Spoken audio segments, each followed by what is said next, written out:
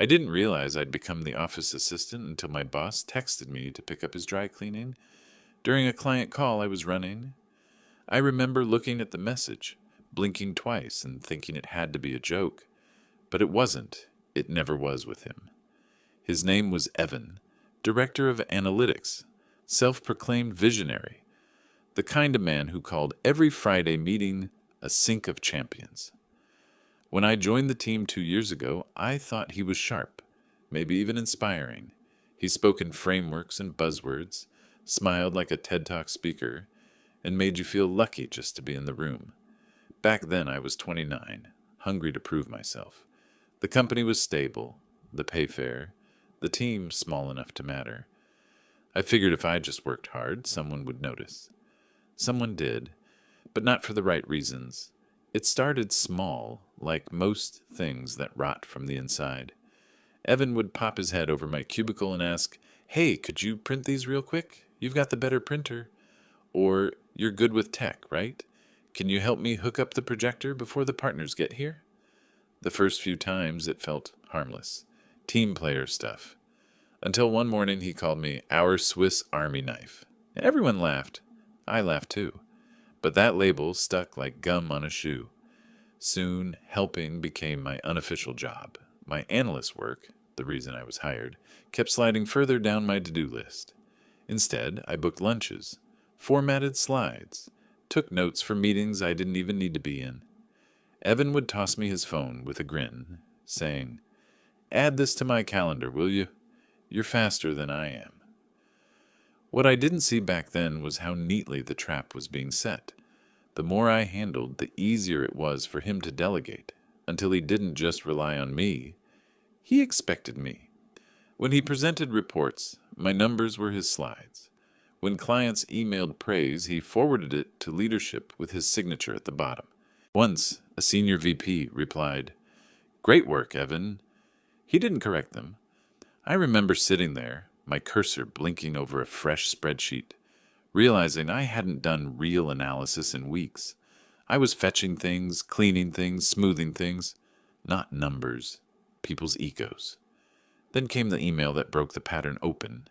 "Hey, champ," he wrote, "can you swing by the dry cleaner on 7th? They close at 6, and I'm still in back-to-backs." No, please. No offer to reimburse. Just assumption. I stared at the screen for a long time, the kind of long that makes your coffee go cold. And then for the first time, I didn't reply. The next morning, he asked if I'd picked them up. I said no. He blinked, surprised. "Oh, okay, guess I'll get them later." That was it. No blow-up, no confrontation, just a pause. But I felt something shift in that silence. That same day, HR sent a reminder about respecting role boundaries. I don't know if it was coincidence or karma, but it felt like a whisper from the universe. Still, I didn't trust the universe enough, so I started documenting. Every favor, every message, every off-hours call. I built a quiet little archive, labeled by date and category, tasks outside scope, credit misattribution, personal errands, not out of vengeance, just clarity. I needed to see on paper that I wasn't imagining it. Weeks passed. The pattern didn't change. Evan kept piling on small humiliations, disguised as team culture. He'd toss me his coffee cup and say, "You're heading to the kitchen anyway." He'd ask me to proof his emails because I had a knack for wording. Once, when a client dropped by unannounced, he told me to run downstairs and grab lunch for 3. I brought it up later, gently, saying I felt like some tasks were drifting outside my job. He smiled like I had said something cute. "You're too literal, man. Everyone pitches in. Everyone except him." So I made a plan. Nothing dramatic, nothing loud. Just a week off. Real, approved, documented PTO. I'd earned it. Hadn't taken a single day since I joined. I submitted the request through the system, attached the project calendar, and even left a neat handover doc in our shared drive with everything Evan would need. He barely glanced at it. "Sure, go for it," he said, scrolling on his phone. "Just so you know," I added, "I'll be offline completely. No Slack, no calls." He nodded, distracted. Yeah, yeah. Enjoy the beach. Except I wasn't going to the beach. I was going to silence. No notifications, no coffee runs, no, hey buddy, quick favor. Just one quiet week where the office would have to function without me. I'd planned it right after a quarterly review, the busiest possible time, not to sabotage, but to reveal. My last day before the break, I organized the files, synced everything, and sent one final email to the team. Hi all, as discussed, I'll be out from Monday to Friday. PTO approved by Evan. Everything you might need is in the shared folder analyst handover. No one replied, not even Evan. That Friday evening, as I closed my laptop, I didn't feel triumphant. I felt scared. What if they didn't even notice I was gone? What if the world just kept spinning without me? Turns out the world did spin, just not the way Evan expected. The first morning of my vacation, I woke up without an alarm.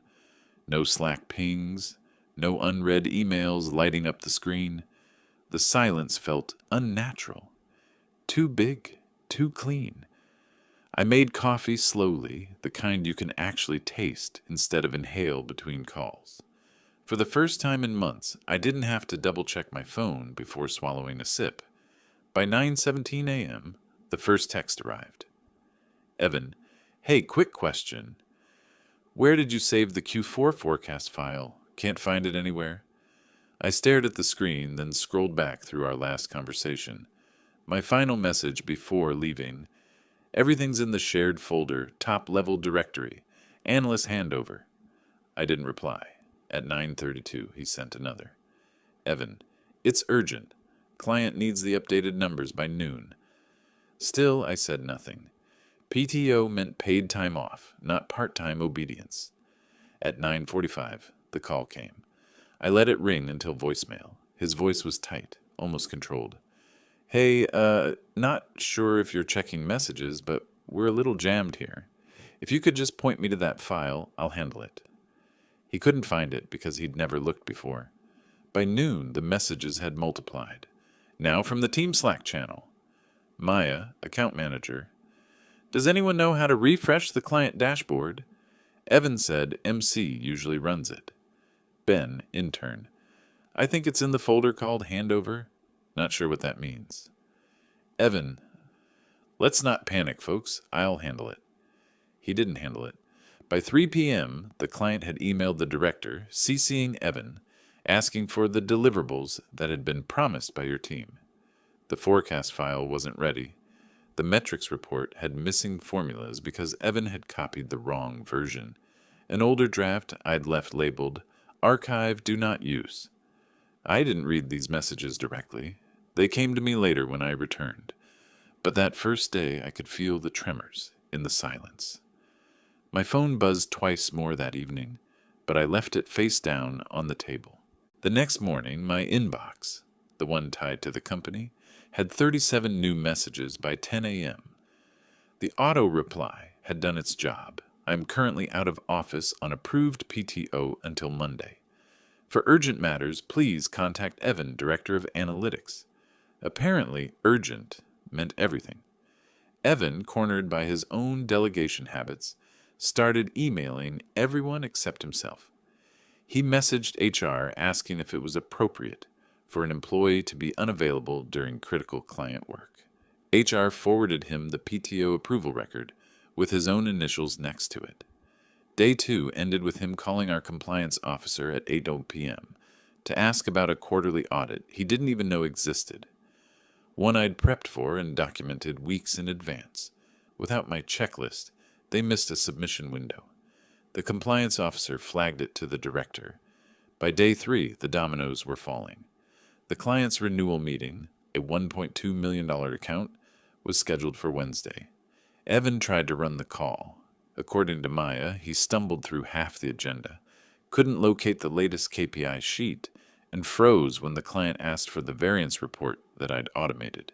He told them the file was being finalized. The client replied, "That's odd. MC always had it ready by now." Maya said he laughed it off, but his voice cracked. That afternoon, someone from IT pinged me privately. Not about work, Just curiosity. Everything okay? You on break or fired? I told him I was fine, just unplugged. He replied, "Man, Evan's losing it." The next day, a rumor started spreading.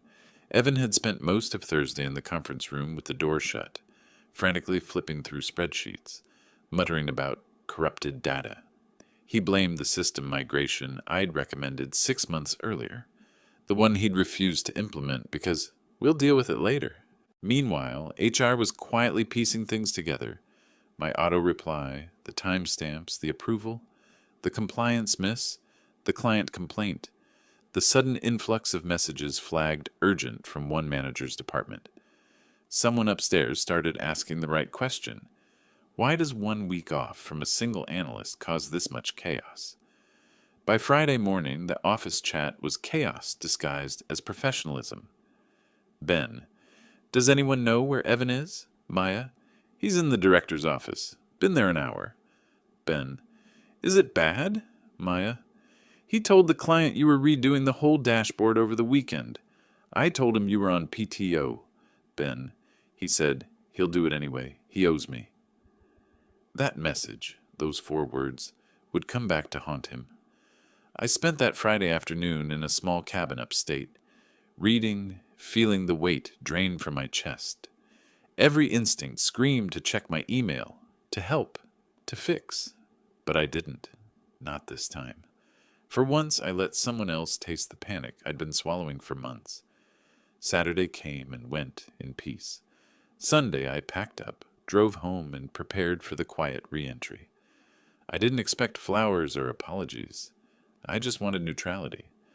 But when I opened my laptop Monday morning, neutrality was not what I got. There were 36 unread emails. The top one was from the director himself. Subject: Postmortem. Process failures. Attendance required. It was scheduled for 9 a.m. sharp. Evan was listed as the host, and underneath his name, in gray italics, was mine. Mandatory attendee? I closed the laptop, exhaled, and smiled for the first time in weeks. If they wanted a postmortem, I'd bring the autopsy. The office felt different that Monday.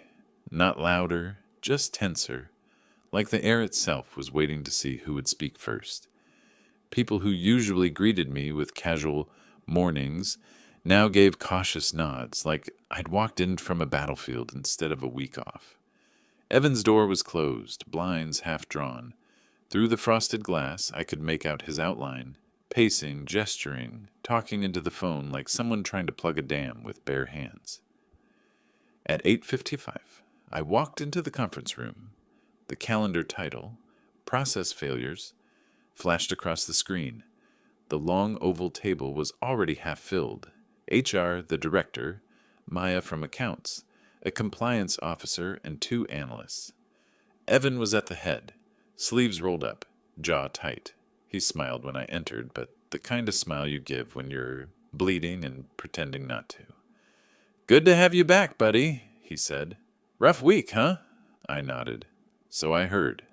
He gestured to the seat beside him, the one usually reserved for his second in command. I sat across instead. The director began. "All right, let's talk about what happened last week. We had several deliverables delayed, a missed compliance filing, and a client escalation that went all the way to the VP level." Evan leaned forward. "Right, it was a perfect storm. MC's PTO overlapped with some key deadlines.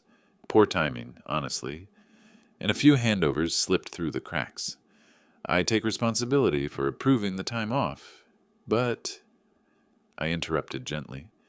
Everything was in the shared folder labeled Analyst Handover. I sent the link in the handover email on Thursday before I left. The HR rep looked up from her tablet. "Yes, I have that email here. Time-stamped, attached files, approval by Evan. It also says, and I quote, 'Everything required for next week's deliverables is included below.'" A small, quiet hum filled the room, the sound of truth sinking in. Evan laughed softly, too quickly. Sure, but some of the data sets weren't accessible. The folder permissions must have—" "Everyone had access," Maya cut in. Her tone was neutral, but her eyes weren't. I opened it myself on Tuesday. The compliance officer cleared his throat. And I found your checklist there too, MC. The one we've used every quarter. The missed submission happened because that document wasn't followed. Evan shifted in his chair. Okay, I get it. Let's not play the blame game. What matters is the process failed, I said quietly. The process didn't fail. It was ignored. Silence. Real silence this time. The kind that leaves no space to hide. The director folded his hands. Evan, when MC was unavailable, why didn't you or someone else take over his checklist? Evan's voice thinned. Well, he never trained anyone else on it.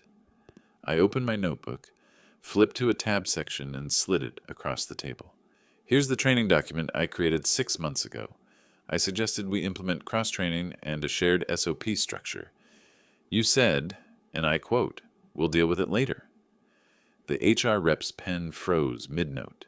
Evan tried to laugh again, but it came out brittle. Come on, that's taken out of context. I also have the email chain, I said. Would you like me to pull it up? He didn't answer. Maya leaned back, arms crossed. The client asked for the variance report during the call. You told them it was being finalized. I checked. The file had been ready for days. It was in the same folder you said you couldn't find. Evan's face went pale. Look, I was managing the big picture. I didn't have time to dig through folders. That, said the director evenly, is the issue. Evan tried to shift gears. Let's not make this personal. MC does great work, but sometimes he goes rogue, does things his own way, doesn't loop me in. Rogue? I repeated, calm as glass. You mean documenting my role because I was being asked to schedule your dentist appointments? The HR rep's head snapped up. Your dentist appointments? Evan froze. I kept my tone measured. Among other off-scope tasks. I have a list if you'd like specifics. I reached into my folder, slid out a thin printout labeled non-job related requests, Jan-June. These include personal errands, coffee runs, and other tasks unrelated to my analyst position. The HR rep adjusted her glasses, reading. The compliance officer glanced at the director. No one spoke for several seconds. Finally, the director said, Evan, would you like to respond? Evan swallowed hard. We're a small team. We all pitch in sometimes. That's not what this looks like, HR said flatly. This looks like a pattern of inappropriate task delegation and disregard for boundaries. The temperature in the room dropped 10 degrees. The director sighed. All right, here's what's going to happen. HR and I will review this documentation in full. MC, thank you for keeping records. They're thorough. For now, please send your SOPs to the operations lead. We're going to implement them company-wide. Evan, you and I will have a separate discussion. Translation: the kind of discussion that ends with an HR witness present. As everyone filed out, Evan stayed seated, staring at the table. When the door closed, he muttered without looking up, You blindsided me. I paused at the doorway. No, Evan, you blindsided yourself.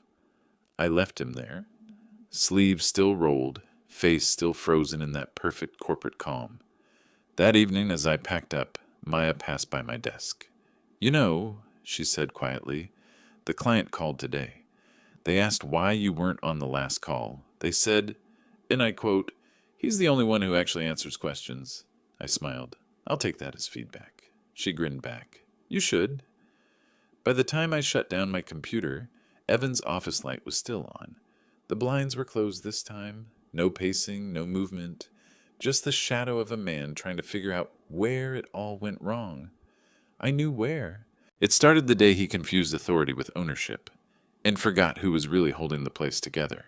By Wednesday morning, the office had that strange hum that follows a storm. Quiet, but heavy. People were talking in smaller circles, whispers replacing laughter. Evan's door stayed shut all day Tuesday, and when he finally emerged, he didn't look like the same man. His hair was uncombed, tie loose, eyes bloodshot. He walked straight past me without a word, clutching a folder like it was a lifeline. At 10 a.m., an internal email hit everyone's inbox. Subject, temporary departmental reassignments. Effective immediately, Evan Mercer will be stepping back from his role as Director of Analytics to focus on performance development and leadership training. MC will serve as interim lead on the global accounts portfolio. No signature, no explanation, but everyone knew what it meant. Slack went silent for 5 full minutes, an eternity in office time. Then came the cautious reactions. Maya, about time. Ben, so, do we report to MC now? HR, privately. Congratulations, the director was very clear. This wasn't a punishment for you, but a recognition of your documentation and initiative. I sat there, rereading that last line, letting it sink in. Recognition. It didn't feel triumphant. It felt, clean. Later that day, the director called me into his office. He was calm, professional, almost gentle. You handled this better than most would have, he said. You didn't make it emotional. You just showed the evidence and let the process work. I nodded. That was the plan. He smiled slightly. You'll have a temporary pay adjustment while we formalize your new title. We also want your SOPs implemented across departments, not just analytics. What you built works. It was surreal, hearing my own quiet systems described like innovations, but I didn't argue. I thanked him, shook his hand, and walked out lighter than I'd felt in months. Evan didn't come back the rest of the week. His name disappeared from the leadership Slack channels by Thursday. By Friday, the glass plaque on his office door was gone, replaced with a fresh, generic Meeting Room B. Still, karma doesn't always announce itself with fireworks. It settles in slowly, like dust. The next Monday, I arrived early. The office was still waking up. Coffee brewing, keyboards clicking, someone humming down the hall. I opened my laptop, set my bag down, and checked the new org chart. My name was there under Lead Analyst Global Accounts. Clean. Official. There was one unread message in my inbox. From Evan Mercer. Subject, no hard feelings. Hey man, rough few weeks, huh? I guess we both learned something. Wish you the best. E. No apology, no accountability. Just a hollow attempt to rewrite the past into something neutral. I stared at the message for a moment, then closed it without replying. That day I did something small but symbolic. I set a new team rule. No work requests over personal chat. No quick favors. Everything through proper channels. Logged, traceable. Efficiency through boundaries. The one thing Evan never understood. When Maya heard about it, she smiled. You really are running this place now. Not running, I said, just keeping it clean. The first week under the new structure was quiet, peaceful. Projects ran on schedule, clients got their reports, and the air in the office shifted from fear to focus. The interns stopped looking terrified of making mistakes. People stopped whispering, and when the director stopped by, he didn't ask for updates. He asked how we were doing. That was new. One evening, as I packed up to leave, Maya stopped me by the door. Oh, she said, when you took that week off, I thought everything would fall apart. Turns out it had to, for everyone to see what you were holding together. I laughed softly. Guess so. Outside, the sun was setting behind the glass towers, painting the office windows gold. I looked back through the glass. The same desks, the same chairs, but a different energy. Order, balance, boundaries. Before leaving, I opened the shared team chat and pinned a message. Hi, everyone. Small reminder. Please use the task board for requests and updates. Let's keep things documented and transparent so no one carries more than they should. Work should work, not weigh. Simple, polite, ironclad. As I shut down my computer, I thought back to that first humiliating moment. The text about picking up dry cleaning, I almost smiled. Because now, if anyone ever tried something like that, the entire system I'd built would push back before I even had to. That's the thing about quiet people. We notice. We remember.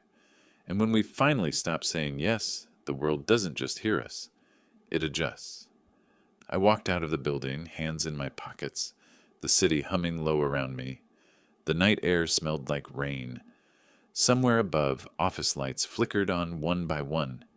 Inside, my systems were running smoothly, with or without me. For the first time in a long time, I didn't feel invisible. I felt free.